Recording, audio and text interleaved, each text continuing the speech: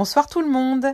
Samedi, j'ai pensé aux fans de Patron PDF en présentant une petite astuce concernant l'assemblage pour gagner du temps et surtout pour éviter de s'agacer. Et je me suis dit qu'il y avait aussi une superbe astuce à proposer à celles qui sont fanas des patrons pochettes. Alors, ma petite astuce, je la trouve tout simplement dans un magasin de bricolage. Je vais vous montrer ça. Donc, voici la planche de patron avec le modèle que l'on souhaite décalquer. Voici l'outil clé de l'astuce du jour. Ça s'appelle de la polyane ou plus vulgairement, on peut appeler ça une bâche de protection. C'est un isolant que l'on met en général lorsque l'on pose du parquet. Et donc, vous avez du coup plusieurs épaisseurs, plusieurs qualités et plusieurs couleurs. Moi, je prends le premier prix, donc assez fin. Je prends la couleur transparent, c'est quand même beaucoup plus simple.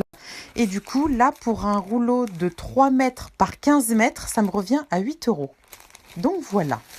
Ensuite, vous munir d'un stylo indélébile. C'est impératif pour pas que le tracé bave sur le plastique.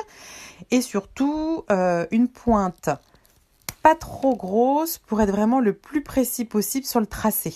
Après, la couleur que vous voulez. Moi, c'est vrai que je prends souvent du noir ou du bleu. Ça permet d'être sûr que la couleur vieillisse bien avec le temps.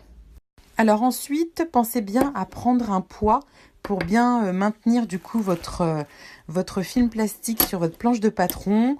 Moi, j'ai aussi opté rayon bricolage pour ces rondelles en acier faisant office du coup de poids. C'est très efficace, c'est peu coûteux et voilà.